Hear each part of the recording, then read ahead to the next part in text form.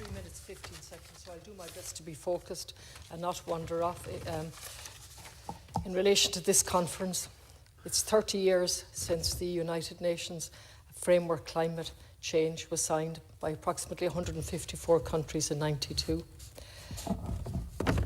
This conference took place in Egypt, where during the conference almost 700 people were arrested, according to human rights organisations.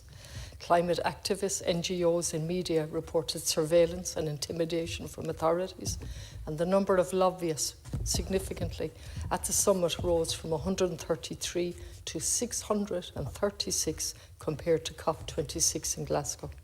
And that's according to various recognised organisations. And then we ask, what did the General Secretary General of the United Nations point out?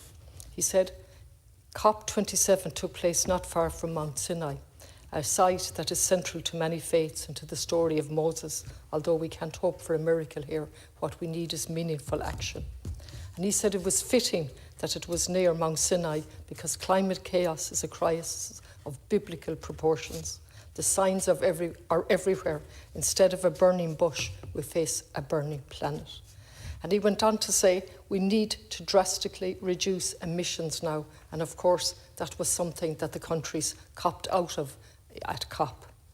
He welcomed that a fund for loss and damage was essential, but not the answer.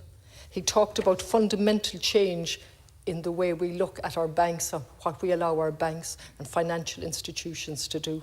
And he said many more things besides. And so I say my few words today in the context of a summer where 20,000 people died in Europe, and we are the lucky ones from heat waves, in temperatures that would have been virtually impossible without climate breakdown. We have seen all over the world that we're on the brink of famine in Africa and various other countries, and also the floods in Pakistan. And so I mention all of that by saying, yes, we can show leadership in a way that does not divide the city from the country. This is a tiny country that should be united in our recognition that the planet is burning, and we can be a green and produce and export. The ESRI produced a report which is absolutely frightening, telling us that our emissions are 70% higher because if we look at what we import. And so we import, as all countries do that are rich, to keep consumption going, and the poorer countries lose out.